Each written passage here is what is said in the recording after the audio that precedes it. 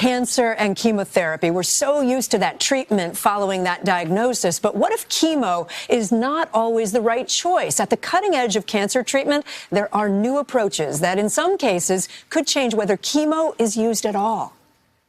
It's a discovery no woman wants to make. There's no doubt about what this is. This is a lump. Catherine Korpolinski found a lump in her left breast in May 2017.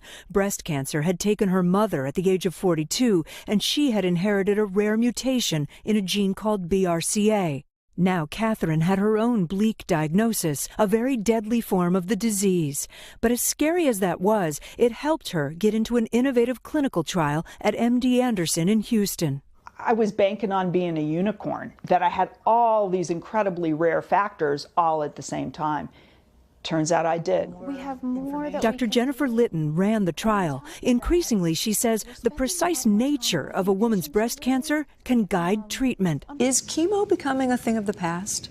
Well, I don't think it's a thing of the past for some types of breast cancer, but we've certainly made tons of advances in the last few years to take advantage of the biology of different types of breast cancer, where we can use non-chemo targeted therapies and get very similar, if not better, results with less toxicity. In Catherine's clinical trial, Dr. Litton replaced standard chemotherapy with a daily pill called a PARP inhibitor. It targets an enzyme in cancer cells and causes them to die.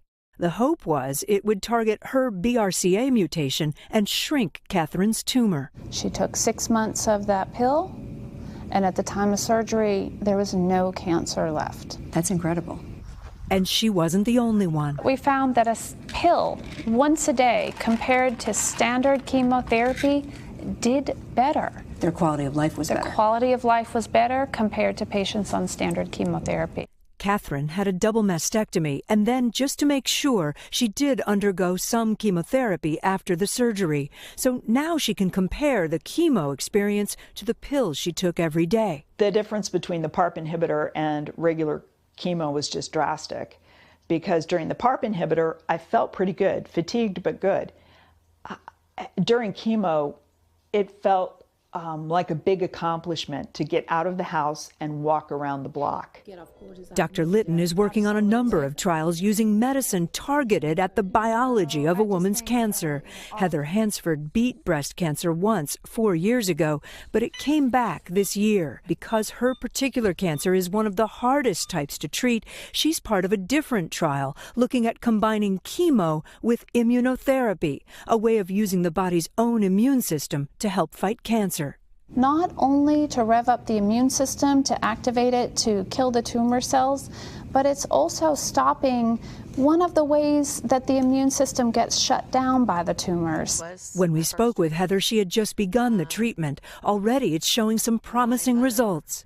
I noticed it the other day that this was very pronounced, this lump on my right side here. I don't see a lump. Yeah, it's right here. Okay. When I saw Dr. Linton this morning, she walked in and her first reaction was that it's smaller. A tangible sign that Heather is hanging on to as she continues the experimental treatment. If I'm going down in a blaze of glory.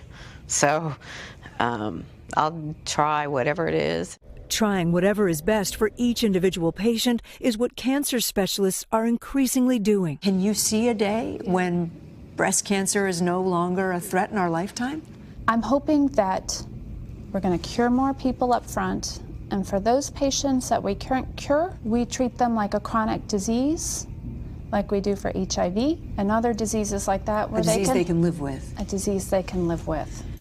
That would be such an incredible thing, right? And it's what so many cancer specialists are working toward. They want the treatment for breast cancer to be more livable. Imagine getting that diagnosis and not automatically having to be nauseous and lose your hair and all the things that come with chemotherapy. Yeah, exactly. Thank you, Caitlin.